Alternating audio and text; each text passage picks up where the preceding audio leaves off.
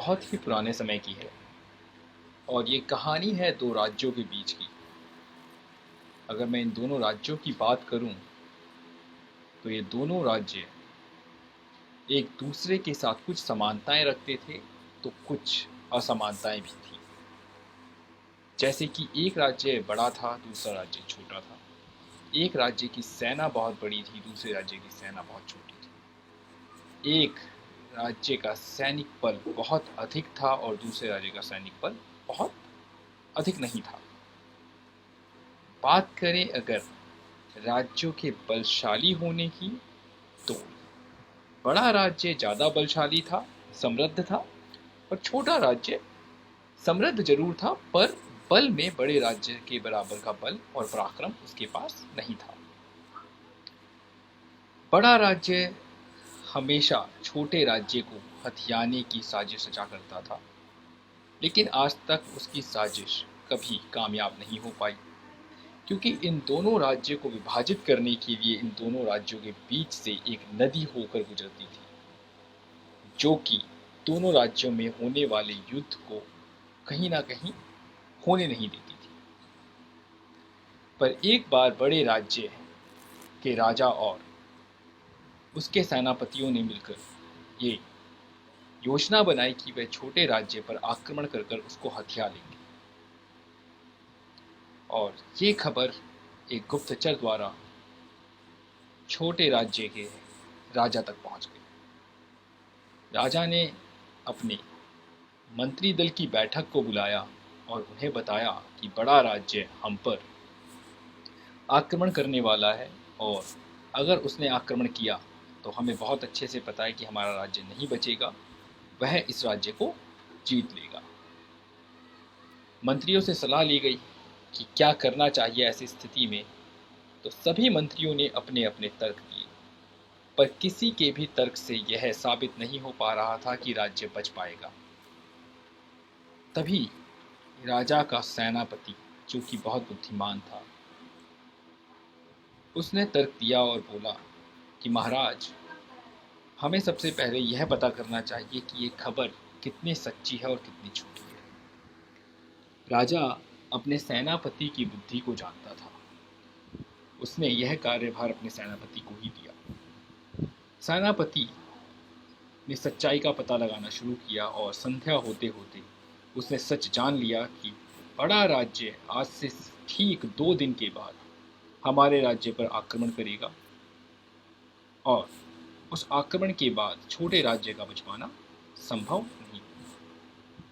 तो राजा ने कहा कि ऐसी स्थिति में अब हमें क्या करना चाहिए। मंत्रियों ने कहा कि हमें अपने आप को बचाने के लिए भरपूर प्रयास करने चाहिए, सैनिकों को द्वार पे खड़ा कर देना चाहिए, और अलग अलग के तर्क वितर्क आने लगे। राजा ने सेनापति की ओर देखा और पूछा, तुम क्या कहते हो? सेनापति ने कहा कि महाराज, अगर हम अपने सैनिकों को द्वार पर खड़ा भी कर दें और बड़े राज्य के सैनिक बल को रोकने की अथाह कोशिश भी करें, तो भी हमारे सैनिक उनको नहीं रोक पाएंगे। तो मेरी तर्क बुद्धि ये कहती है कि हमें बड़े राज्य पर आक्रमण कर देना चाहिए। राजा ने पूछा कि अगर हम अपने आप को जब बचा नहीं सकते तो आक्रमण में हम कैसे जीत पाएंगे। तब सेनापति ने कहा कि महाराज, अगर हमने आक्रमण किया तो वह इस समय तैयार नहीं होंगे युद्ध करने के लिए, और यही समय है कि हमारे पास एक संभव योजना है कि हम इस युद्ध को जीत पाए। सेनापति बहुत समझदार था। राजा ने कहा कि अगर तुम्हें यह उचित लगता है तो तुम यही करो। और सेनापति ने अपनी सेना को आदेश दिया कि हम आज सूर्यास्त के समय ही दूसरे राज्य की ओर निकलेंगे और आज रात्रि में ही उस पर आक्रमण कर देंगे। दोनों राज्यों के बीच जो नदी थी उसे तैरकर पार करना संभव नहीं था। वहां तक जाने के लिए दोनों राज्यों को ही कहीं ना कहीं पानी के जहाज का उपयोग करना पड़ता था। छोटे राज्य का सेनापति अपने सैनिकों को लेकर आक्रमण करने के लिए बड़े राज्य की तरफ रवाना हुआ।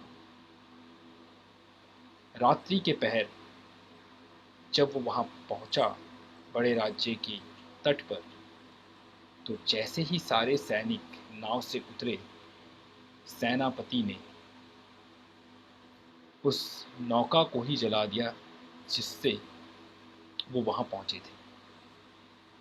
सभी सैनिकों ने अपने सेनापति को ये करते हुए देखा और पूछा कि महाराज जी, आप क्या कर रहे हैं? आपने तो नौका ही जला दी, अगर अब हमें वापस जाना होगा तो हम कैसे जाएंगे?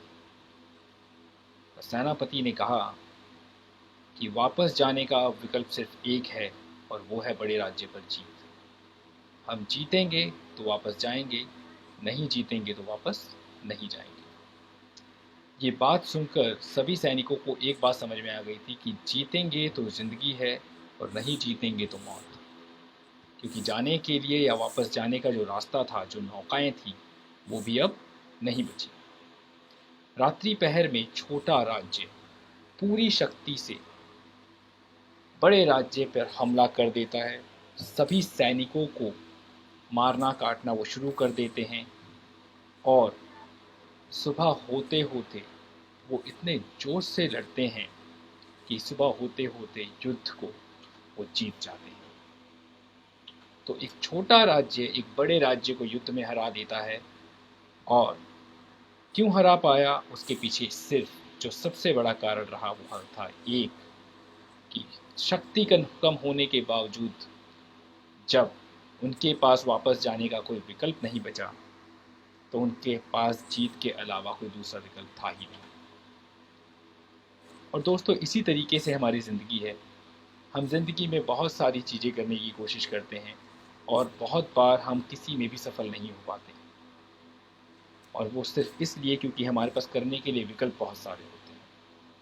अगर हम अपने सारे विकल्प को हटा दें और सिर्फ एक विकल्प रखें, तो सफलता हमसे बहुत दूर है। धन्यवाद।